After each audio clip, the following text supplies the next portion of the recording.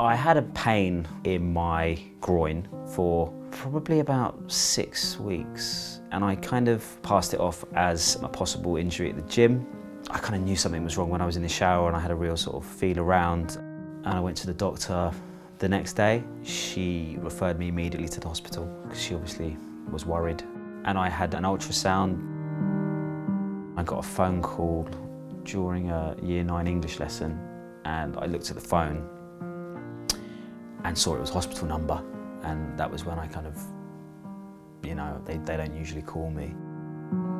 I told my head, HR manager and my line manager that I'd been diagnosed with this and that I was having this time off, and they were very cool. From that Friday morning, I had the weekend to sort of, you know, let it sink in. Monday I went back to collect my things, and Tuesday the chemo started.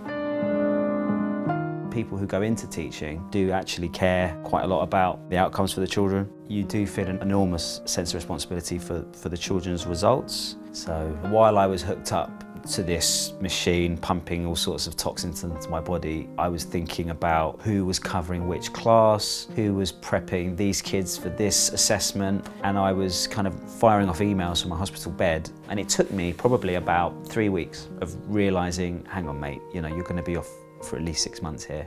You need to let work go and focus on getting better. I'm lucky because I've got quite a few hobbies. I have a motorcycle, which I decided to make that a project while I was off, and I kind of stripped the whole bike, took all of the bodywork off, painted it, put it back together, and I found that really quite therapeutic. It's really scary going back after so long.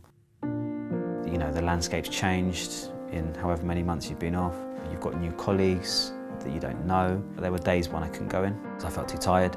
I think it was really, really important that I had my cover with me for the first couple of months after I was back. If I had come back and had a day's meeting and handed over all my work, I think that would have overwhelmed me so much that I might well have just run away and hid.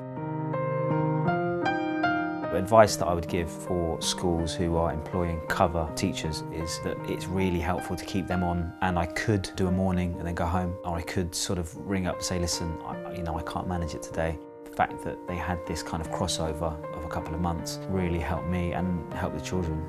My advice to anyone who finds himself in a similar predicament to me would be to take your time. Don't try and rush it, because I think if you do try and rush back to work, you're going to end up in the long run spending more time off. One good thing that's come out of this whole thing is the fact that, especially in my community of friends and family, they are a bit more aware of testicular cancer.